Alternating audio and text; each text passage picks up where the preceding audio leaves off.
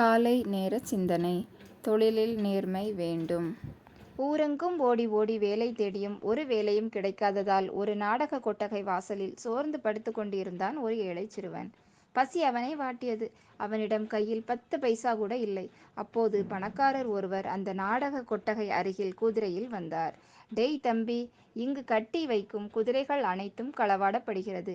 நான் உள்ளே சென்று நாடகம் பார்த்துவிட்டு வரும் வரை நீ என் குதிரையை பார்த்து கொள்கிறாயா?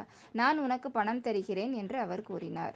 அவனும் வேகமாக தன் தலையை அசைத்தான். நாடகம் பார்த்துவிட்டு வெளியில் வந்த பணக்காரருக்கு ஒரே ஆச்சரியம். அந்த குதிரை அவருடையதுதானா என்ற ஐயப்பாடு அவருக்கு வந்துவிட்டது.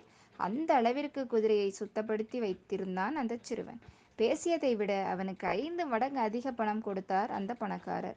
மீண்டும் அடுத்த நாள் அதே இடத்தில் சிலர் வந்து அவனிடம் குதிரையை விட அவனும் அதை பாதுகாத்து சுத்தப்படுத்தி வருவாயை ஈட்டினான். இது ஒரு நல்ல தொழிலாக இருக்கிறதே என்று நினைத்த அவன் அந்த தொழிலை தொடர்ந்து செய்ய ஒரு கட்டத்தில் குதிரை லாயமே அமைத்து வேலைக்கு ஆட்கள் எல்லாம் போட்டு தன் பணியை தொடர ஆரம்பித்தான். நாடகத்திலும் இலக்கியத்தின் மீதும் ஆர்வம் கொண்ட அவன் நாடகங்களை கவனிக்க தொடங்கினான். ஒரு கட்டத்தில் அவன் மிகப்பெரிய இலக்கிய மேதை ஆகிவிட்டான். அந்த சிறுவன்தான் உலக புகழ் பெற்ற இலக்கிய மாமேதை ஷேக்ஸ்பியர். ஆம் நண்பர்களே, எந்த தொழிலையும் நேர்மையாகச் செய்து தனக்கு பிடித்த துறையில் உண்மையாக உழைத்தால் வாழ்வில் வெற்றி நிச்சயம் என்பதற்கு ஷேக்ஸ்பியரின் வாழ்க்கையே ஒரு நல்ல எடுத்துக்காட்டு.